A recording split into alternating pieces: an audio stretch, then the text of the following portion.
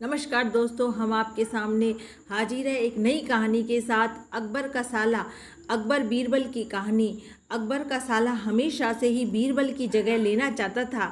अकबर जानते थे कि बीरबल की जगह ले सके ऐसा बुद्धिमान इस संसार में कोई नहीं है। फिर भी जोरू के भाई को वह सीधी ना नहीं बोल सकते थे।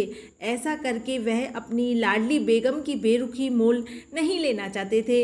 इसलिए उन्होंने अपने साले साहब को एक कोयले से भरी बोरी दे दी और कहा, जाओ और इसे हमारे राज्य के सबसे मक्कार लालची सेठ दमनी लाल को बेचकर दिखाओ। अगर तुम यह काम कर गए तो तुम्हें बीरबल की जगह वजीर बना दूंगा। अकबर की इस अजीब शर्त को सुनकर साला अचंभे में पड़ गया। वह कोयले की बोरी लेकर चला गया, पर उसे पता था कि वह सेठ किसी की बातों में नहीं आने वाला। ऊपर से वह उल्टा उसे ही चूना लगा देगा। हुआ भी यही। सेठ दमनी लाल ने कोयले की बोरी के बदले एक ढेला भी देने से इनकार कर दिया। साला अपना सा मुँह लेकर महल वापस लौट आया और अपनी हार स्वीकार कर ली। अब अकबर ने वही काम बीरबल को करने को कहा। बीरबल कुछ सोचे और फिर बोले कि सेठ दमनी लाल जैसे मक्कार और लालची सेठ को यह कोयले की बोरी क्या, मैं सिर्फ कोयले का एक टुकड़ा ही 10,000 रुपये में बेचाऊंगा। यह बोल वह तुरंत वहां से रवाना हो गए। सबसे पहले उसने एक दर्जी के पास जाकर एक मखमली कुर्ता सिलवाया, हीरे मोती वाली मालाएं गले में डाली, महंगी जूती पहनी और कोयले को बारीक सुरमे जैसा पिसवा लिया। फिर उसने पिसे कोयले को एक सुरमे की छोटी चमकदार डिब्बी में भर लिया।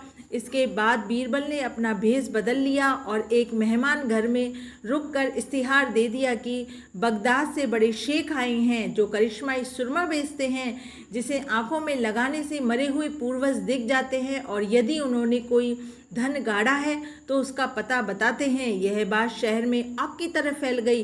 सेठ दमड़ी लाल को भी ये बात पता चली। उसने सोचा जरूर उसके पूर्वजों ने कहीं न कहीं धन गाड़ा होगा। उसने तुरंत शेख बने बीरबल से संपर्क किया और सुरमे की डिब्बी खरीदने की पेशकश की। शेख ने डिब्बी के 20,000 रुपये मांगे और मोल भाव करते करते 10,000 में बात तय हुई। पर सेठ भी होशियार था। उसने कहा, मैं अभी तुरंत ये सुरमा लगाऊंगा और अगर मुझे मेरे पूर्वज नहीं दिखे तो मैं पैसे वापस ले लूँगा। बीरबल बोला, बिल्कुल आप ऐसा कर सकते हैं। चलिए शहर के चौराहे पर चलिए और वहाँ इसे जांच लीजिए। सुरमे का चमत्कार देखने के लिए भीड़ इकट्ठा हो गई। तब बीरबल ने ऊंची आवाज़ में कहा, ये सेठ अभी ये चमत्कारी सुरमा लगाएंगे और अगर ये उन्हीं की औलाद हैं जिन्हें ये अपना माँ बाप समझते हैं तो इन्हें इनके पूर्वज दिखाई देंगे और गड़े धन के बारे में बताएंगे। लेकिन अगर आपके माँ बाप में से किसी ने भी बेईमानी की होगी और आप उनकी असल औलाद नहीं होंगे तो आपको कुछ भी नहीं दिखेगा। और ऐसा कहते हुए बीरबल ने सेठ की आंखों में सुरमा लगा दिया। फिर क्या था, फिर सिर खुजाते हुए सेठ ने आंखें खोली। अब दिखना तो कुछ था नहीं, पर सेठ करे तो भी क्या करे। अपनी इज्जत बचाने के लिए सेठ ने 10,000 बीरबल के हाथ में थमा दिए और मुंह फुलाते हुए आगे बढ़ गए। बीरबल फौरन अकबर के पास पहुंचे और रुपए थमाते हुए सारी कहानी सुना दी।